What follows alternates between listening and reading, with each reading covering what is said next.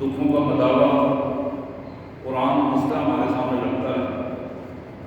اور ہم اس طرح بین باجے بجا کر اور جھنڈیاں لگا کر اپنے آپ کو مطمئن کر لیتے ہیں کہ ہم نے جو خطہ لیا تھا، ہمیں جو اللہ نے انعام عطا کیا تھا، ہم نے اس کا حق ادا کر دیا ہے۔ یہ وہ پہلو ہے انشاءاللہ اس میں مختصر سی بات ہوگی، لیکن آئیے سب سے پہلے ان آیات کا ترجمہ، تاکہ ہمیں اس کا اندازہ ہو کہ قرآن کی رہنمائی اس حوالے سے کیا ہے۔ اللہ فرماتے ہیں اُذِنَ لِلَّذِينَ يُقَاتَلُونَ بِأَنَّهُمْ ظُلِمُوا، ہم اپنے ان بندوں کو قتال کی اجازت دیتے ہیں کہ وہ اپنا دفاع کریں اور لڑیں جن پر ظلم کیا گیا ہے، جن جن لوگوں پر، مسلمانوں کی جن بستیوں پر ظلم کیا گیا ہے، ان افراد کو اجازت ہے کہ وہ ظلم کے خلاف منظم ہوں اور اپنا دفاع کریں۔ یہ جہاد کی پہلی اجازت ہے جو اللہ تعالیٰ نے ہمیں بتایا، اور پھر فرمایا وَإِنَّ اللَّهَ عَلَىٰ نَصْرِهِمْ لَقَدِيرٌ، وہ اپنے بلبوتے پر نہیں، اللہ کے سہارے پر کھڑے ہو جائیں اور اللہ کے سہارے پر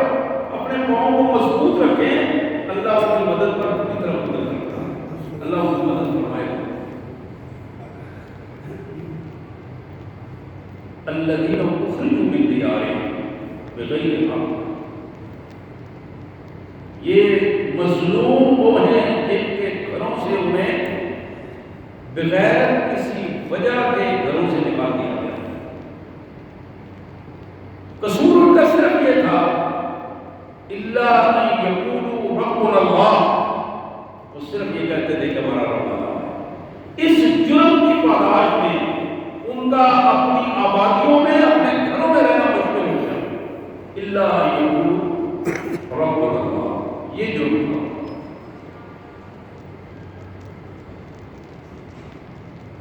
ولولا دفع اللہ الناس بعضهم ببعض، اگر اللہ تبارک و تعالی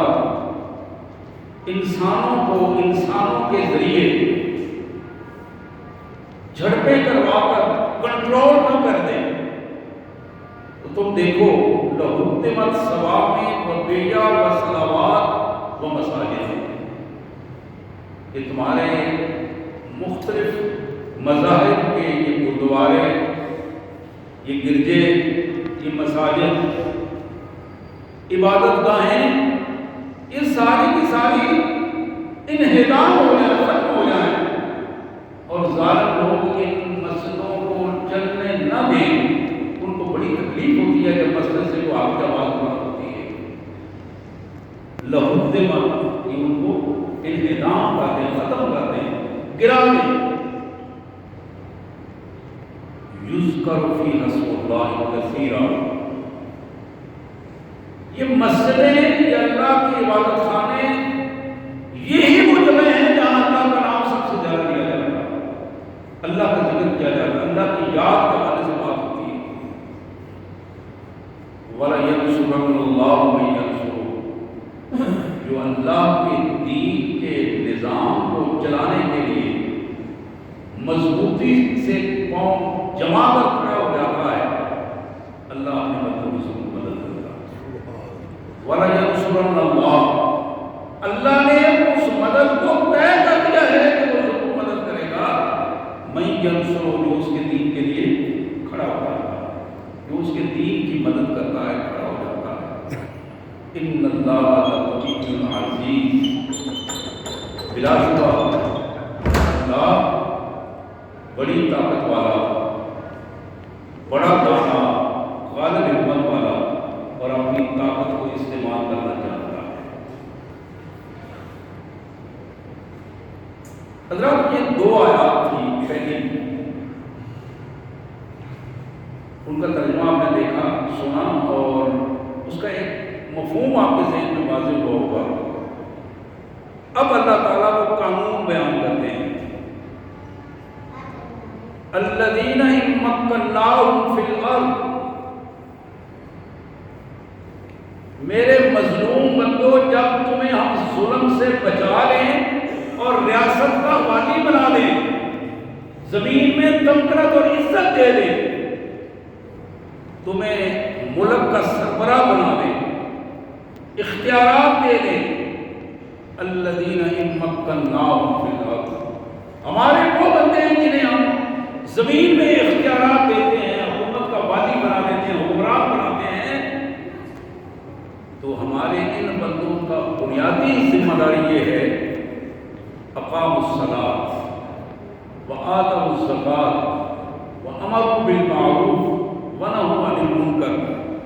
4 عملی اقدامات یہ کرتے ہیں اور پھر معاملے کو اللہ میں چھوڑ دیتے ہیں۔ اللہ تعالیٰ کا نظام جب قائم ہو جاتا ہے تو اللہ تعالیٰ کی طرف سے برکتیں اور سعادتیں ہوتی ہیں، اور وہ 4 چیزیں، سب سے پہلی چیز یہ ہے کہ اقاموا الصلاۃ، نماز کو بحیثیت نظام کے قائم کرتے ہیں۔ نماز ایک نظام کی حیثیت سے قائم ہوتی ہے، یعنی مسلمانوں کے معاشرے میں یہ ممکن نہیں ہے کہ نماز کے وقت کوئی بندہ سویا رہے، یہ ممکن نہیں ہے کہ نماز کے وقت دکان کھلی رہے،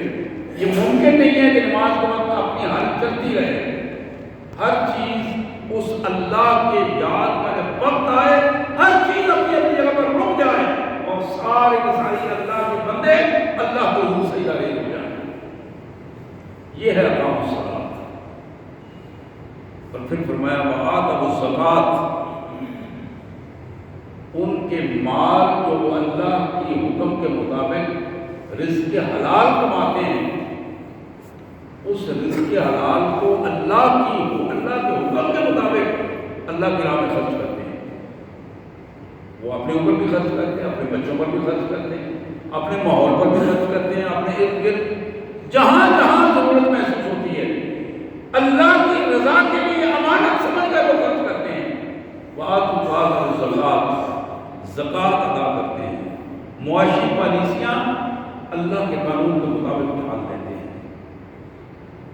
تیسری چیز فرمائی وَأَمَرُوا بِالْمَعْرُوفِ، وَأَمَرُوا بِالْمَعْرُوفِ، نیکی کا حکم دیتے ہیں۔ حکم طاقت کے ساتھ ہے، حکم ہمیشہ وہ دیتا ہے جس کے پاس طاقت ہو، حکم منوانے کا جس، اور طاقت اللہ نے پہلے فرما دی الذین ان مکناہم، ہم انہیں طاقت دیتے ہیں، سلطنت دیتے ہیں، وزیر اعظم صدر بنواتے ہیں، ہمارے حکم کے تحت اللہم مالک الملک تؤتی الملک من تشاء وتنزع الملک ممن تشاء، یہ بات زبان سے اقرار کرو میرے رسول کہ اے اللہ تو بادشاہوں کا بادشاہ ہے، جس کو چاہے اختیار دے، جس سے چاہے چھین لے، جسے چاہے عزت دے، جسے چاہے ذلت کے اتھا گہرائیوں میں گرا دے۔ تو یہاں اللہ نے خود اختیار دے کر ان بندوں کو آزمایا ہے اس انداز میں، الذین ان مکناہم، جو کلمہ پڑھتے تھے، مدینے کی ریاست کی بات کرتے تھے، مسلمانوں کے گھر پیدا ہوئے، ان کے خطرے ہوئے، ان کے کان میں آزان کہی گئی، مسلمان ماحول انہوں نے دیکھا، اس مسلمانوں کے ماحول میں پھر جو کافروں والے روایات، کافروں والی رسوم و رواج، کافروں والے رویے، یہ کہاں سے آئے؟ یہاں اس بات کو اللہ تعالیٰ بتاتے ہیں وَأَمَرُوا بِالْمَعْرُوفِ، یہ بندے، اللہ کے بندے اللہ کی اطاعت کے ماحول کو ترتیب دیتے ہیں، وَنَهُوا عَنِ الْمُنكَرِ، اور جہاں جہاں اللہ کی نافرمانی ہو رہی ہو وہاں پوری قوت کے ساتھ اسے روک دیتے ہیں۔ حضرات یہ 4 محکمے ہیں جو اسلامی ریاست کی بنیاد ہے، یہ 4 محکمے ہیں، اقامت صلاۃ کا محکمہ اور ایتاء زکوٰۃ کا محکمہ، امر بالمعروف اور نہی عن المنکر کا محکمہ، یہ ہر اسلامی حکومت کی بنیاد ہے، یہ 4 چیزیں، باقی ساری چیزیں اس کے ساتھ چلتی ہیں۔ حضرات اس کی ایک دوسری مثال میں بھی آپ کے سامنے رکھنا چاہوں گا، یہ سورہ سبا ہے، 22واں پارہ سورہ سبا۔ سورہ سبا کی آیت نمبر 15 پڑھ رہا ہوں میں آپ کے سامنے. لقد کان لسبع فی مساکن فی مسکنہم آیا. لقد کان لسبع فی مسکنہم آیا جنتان عن یمین و شمال کلوا من رزق ربکم واشکروا لہ بلدۃ طیبہ ورب غفور. سبحان اللہ و بحمدہ سبحان اللہ العظیم. اللہ فرماتے ہیں کہ ہم تمہارے سامنے ایک سبا کے لوگوں کی مثال پیش کرنا چاہتے ہیں کہ ہماری مخلوق میں سبا یہ یمن کا ایک علاقہ تھا، سعودی عرب کے ساتھ ہی ایک بڑا خوبصورت چند دنیا میں چند خوبصورت علاقوں میں ایک خوبصورت علاقہ ہوتا تھا. وہاں اللہ فرماتے ہیں کہ ہم نے اس زمین کو ترتیب اس کی اس طرح بنا دی تھی. اس کے جو مین راستے جاتے تھے دونوں طرف باغات تھے، دونوں طرف باغات اور بہترین زرعی زمین، دنیا جہان کے پھل اور سبزیاں اور غلہ اس میں کاشت ہوتا تھا اور خوبصورت ترین علاقہ. دائیں بائیں کلوا من رزق ربکم. اور ہم نے اب انہیں حکم دیا کہ سبا والو یہ ہم نے تم پر انعام کیا ہے، موسم کا بھی، رزق کا بھی، علاقے کا بھی اور پانی کا بھی.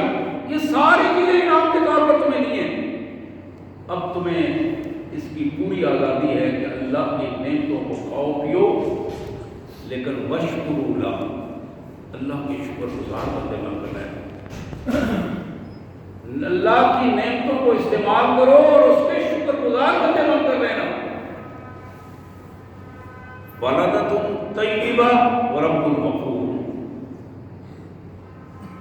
یہ تمہارا ملک پاک ملک ہے. بلدۃ ملک، طیبہ پاک ملک، ورب غفور اور مہربان رب، مہربان مالک جو کائنات کی ہر چیز تمہیں عطا کر رہا ہے. اگر بلدۃ طیبہ کا ترجمہ کریں کہ پاکستان بنتا ہے،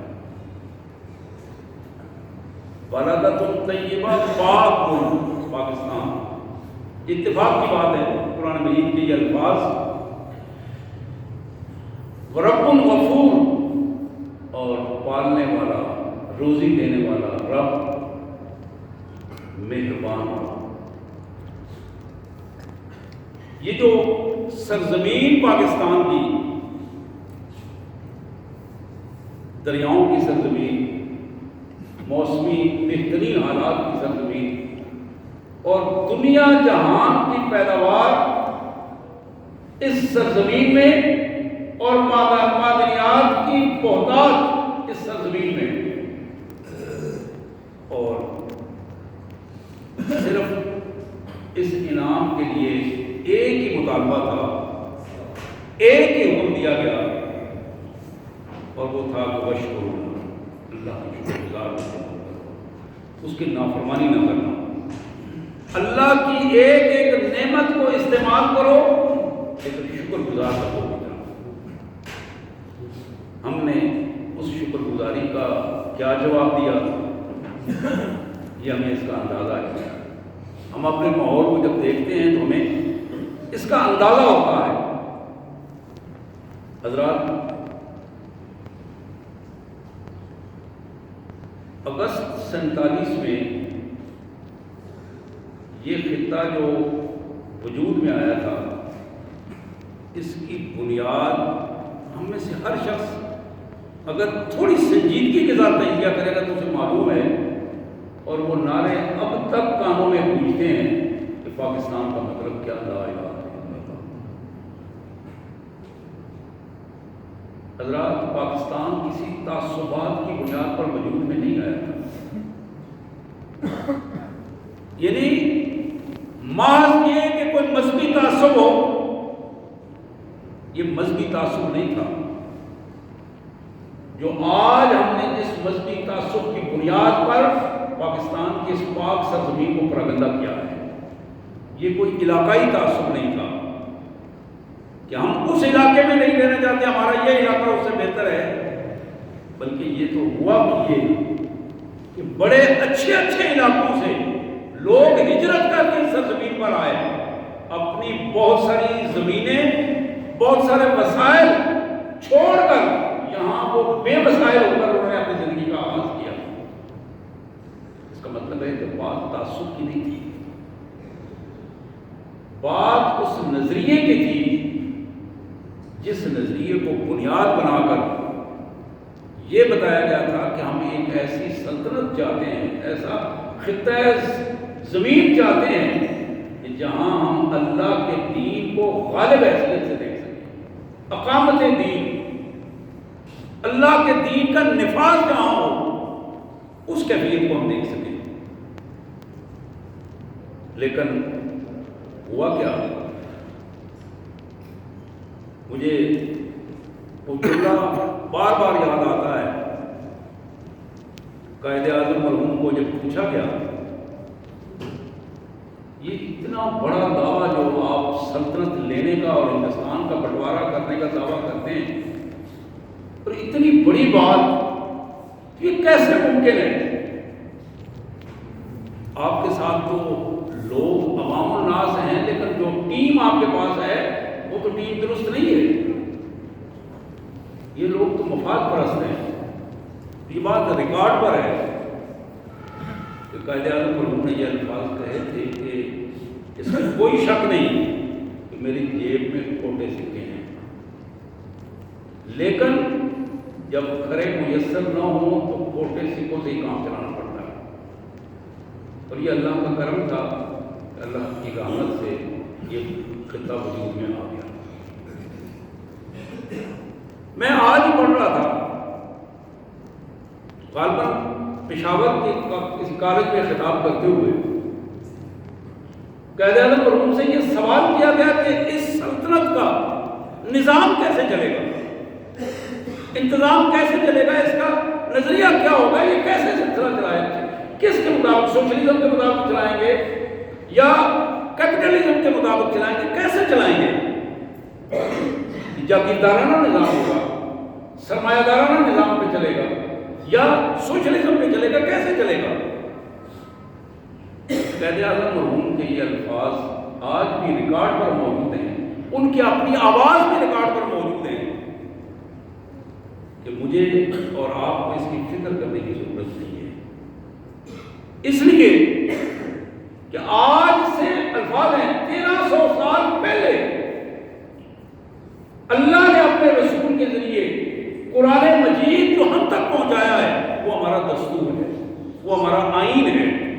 اس آئین اور دستور کے مطابق اس ملک کا نظام چلے گا، اور یہ قرآن جو آئینی حیثیت رکھتا ہے ہماری وہی رہنمائی کرے گا۔ حضرات، یہ بات بظاہر بڑی تلخ تھی، اور یہ تلخ بات بعد میں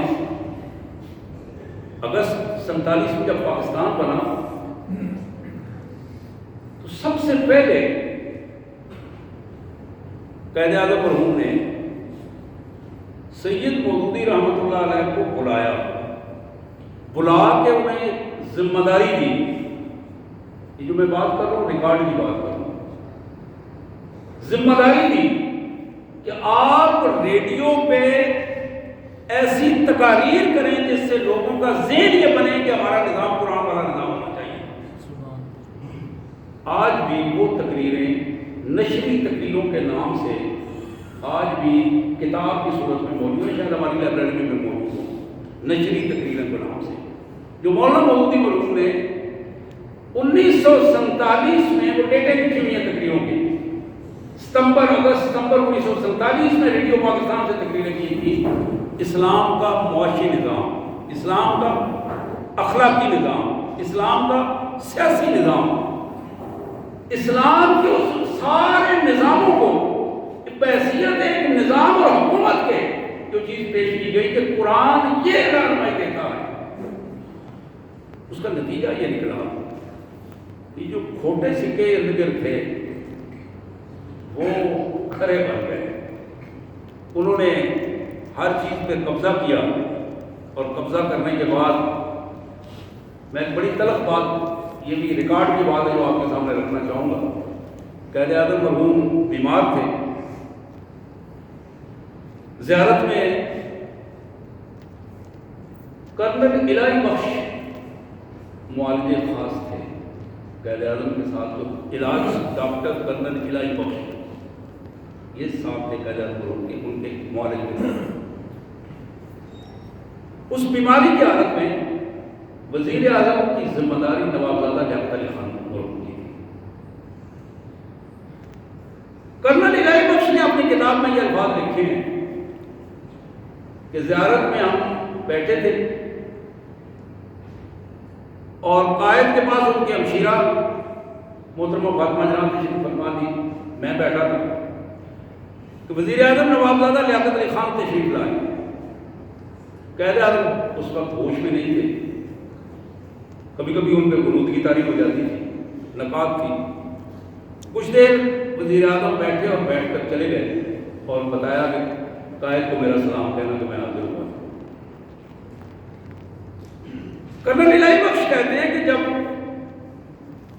اتفاق سے وزیر اعظم چلے گئے تو کچھ دیر بعد قائد اعظم کو جب ہوش آئی، آنکھیں کھولی، تو بہن نے پیغام دیا کہ بھائی وزیر اعظم نوابزادہ لیاقت علی خان آئے تھے، آپ کا پوچھ رہے تھے، طبیعت کا پوچھنے کے لیے۔ جو میں بات بتانا چاہتا ہوں، کرنل الہی بخش نے یہ الفاظ لکھے ہیں کہ قائد مرحوم نے کہا نوابزادہ میری عیادت کے لیے نہیں آیا تھا، نوابزادہ یہ دیکھنے آیا تھا کہ میرے کتنے سانس باقی ہیں۔ حضرات، جب حالات اس انداز میں تبدیل ہو جائیں پھر وہ نظریاتی ساکھ متاثر ہو جاتی ہے۔ اصل میں جو بات بتانا چاہتا ہوں، نظریاتی ساکھ جب متاثر ہوتی ہے۔ نوابزادہ لیاقت علی خان مرحوم کی بیوی محترمہ بیگم رانا لیاقت علی خان تحریک میں بڑی متحرک تھی، تحریک پاکستان میں، لیکن اس خاتون نے پپا اور ابا کے نام پر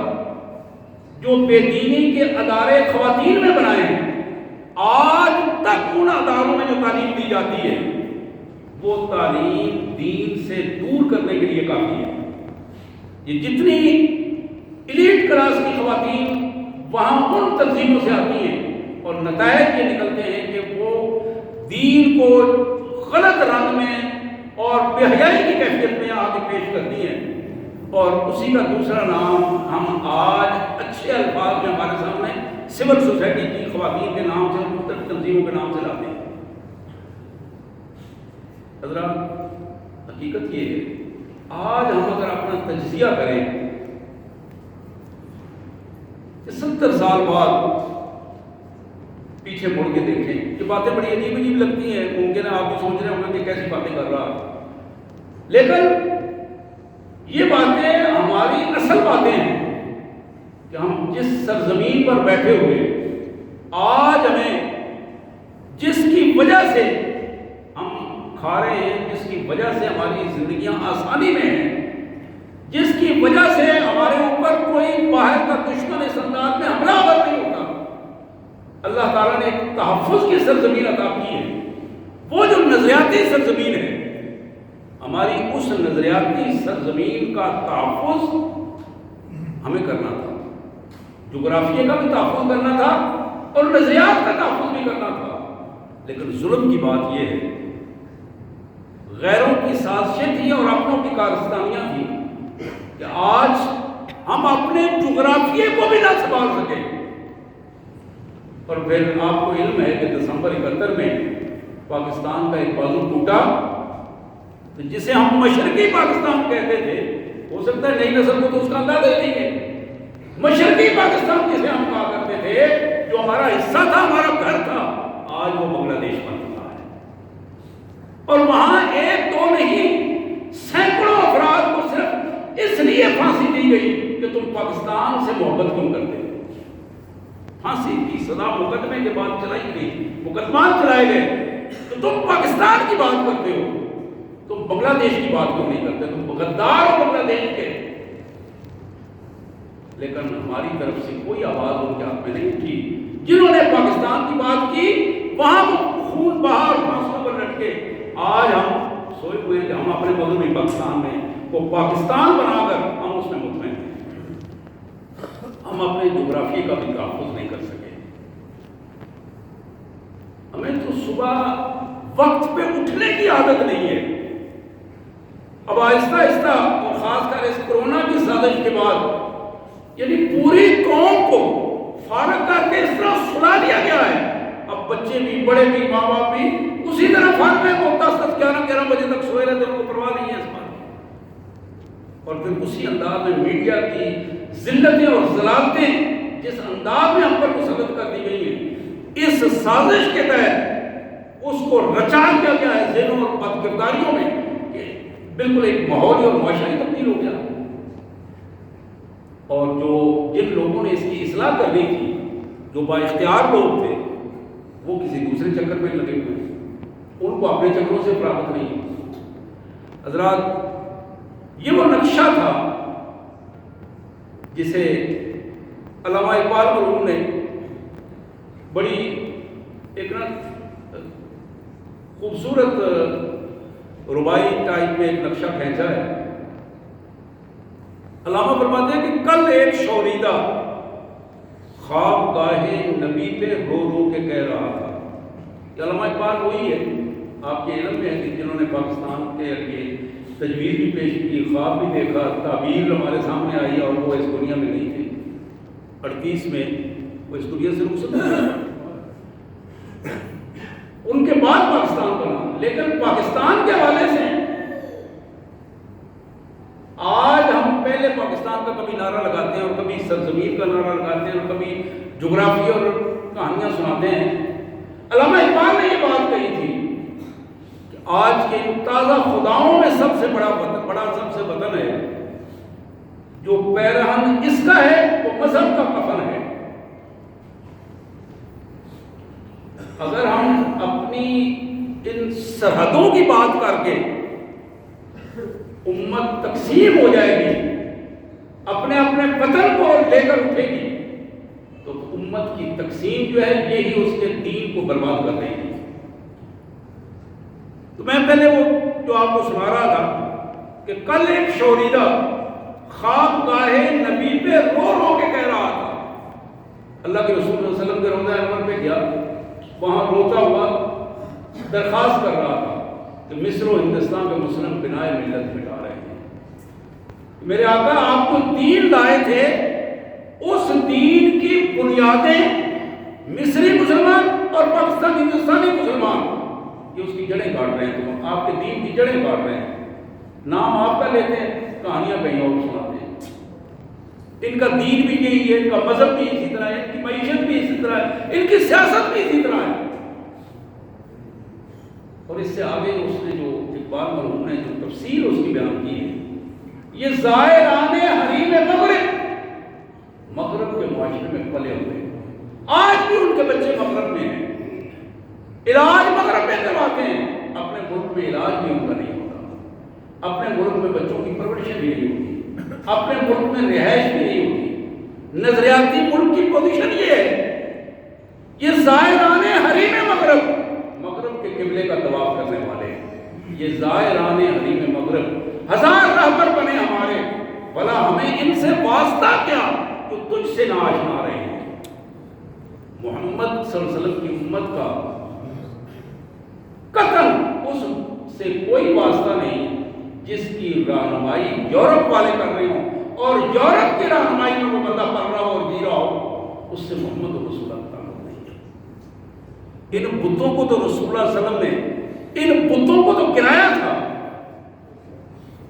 حضرات، یہ روما اور ایران کی سلطنت تو محمد رسول اللہ کے پاؤں کی ٹھوکر پہ تھی۔ آج ہم انہی چیزوں پہ پڑھ رہے ہیں، آج ہم انہی چیزوں کو اپنے اس انداز میں لے رہے ہیں۔ بدھ کے تراشیدہ تہذیب نبی ہے، غارت کرے کا شانہ دین نبوی ہے۔ جو یہ جو مذہب کا بت بنا کے، یہ جو عصبیتوں کے بت بنا کے جس انداز میں تم پیش کر رہے ہو، یہ سارے کے سارے اس دین کو ختم کرنے کی سازشیں ہیں جو محمد رسول اللہ صلی اللہ علیہ وسلم یہ زائران حریم مغرب ہزار رہبر بنے ہمارے، بھلا ہمیں ان سے واسطہ کیا جو تجھ سے نہ آشنا رہے۔ آپ سے ان کا تعلق نہیں ہے تو ہمارا ان سے کیا تعلق ہے؟ یہ بڑی عجیب بات ہے۔ کہانیاں سنا کے وہ جس شخص کو بابا رام دیو کے نام سے کہتے تھے، عجیب بات ہے پاکستانیت کی اور اسلام کی اور ادھر ادھر کی، سب کچھ سمیٹ سماٹ کے مسافر باہر پہنچے ہوئے۔ کوئی شخص ہے وہ پاکستان کا پیسہ اکٹھا کرتا ہے اور آسٹریلیا میں جا کے جزیرے میں لے کے بیٹھ جاتا ہے، اور ہم وہی ہیں کہ ہم پھر انہیں کے گیت گا رہے ہیں اور پھر ہم انہیں کے ساتھ ملے ہوئے ہیں، اور پھر عجیب قسم کی ہماری کیفیت بھی عجیب ہے اور ان کی کیفیت بھی عجیب ہے۔ اقبال کہتا ہے کہ غضب ہے یہ مرشدان خود بھی خدا تیری قوم کو بچائے، غضب ہے یہ مرشدان خود بھی خدا تیری قوم کو بچائے، بگاڑ کر یہ تیرے مسلموں کو اپنی عزت بنا رہے ہیں، بگاڑ کر یہ تیرے مسلموں کو اپنی عزت بنا رہے ہیں۔ اور پھر آخر میں روتے ہوئے یہ الفاظ کہتا ہے، سنے گا کون اقبال کو، یہ انجمن ہی بدل گئی ہے، سنے گا کون اقبال کو، یہ انجمن ہی بدل گئی ہے۔ نئے زمانے میں آپ ہم کو پرانی باتیں سنا رہے ہیں، وہ تو کہتے ہیں وہ جو رسول اللہ کے دور کی آپ باتیں کرتے ہیں، صحابہ کے دور کی باتیں کرتے ہیں، وہ 300-400 سال پرانی کہانیاں سنا رہے ہو۔ آج تو امریکہ کا دور ہے، آج تو برطانیہ کا دور ہے، آج تو رشین دور ہے، کینیڈین دور ہے، آج تو ان کی چکا چوند ہے۔ اقبال نے کہا وہ آنکھ کے ہے سرمہ افرنگ سے روشن، پرکار و سخن سال ہے نمناب نہیں ہے، وہ آنکھ کہ جس کے اندر سرمہ یورپ کا لگا ہوا ہے، انگریز نے سرمہ لگا کے اس آنکھ سے تمہیں اپنی روشنی دی ہے، وہ آنکھ دھوکہ دہی کا نظام تو دے سکتی ہے، وہ آنکھ آپ کو دین کی طرف لانے کے لیے تیار نہیں ہے، پرکار و سخن سال ہے نمناک نہیں ہے، وہ اللہ کو حضور رونے والی آنکھ نہیں بن سکتی۔ حضرات، بازو تیرا توحید کی قوت سے کبھی ہے، اسلام تیرا دیس ہے، تو مستقبلی ہے۔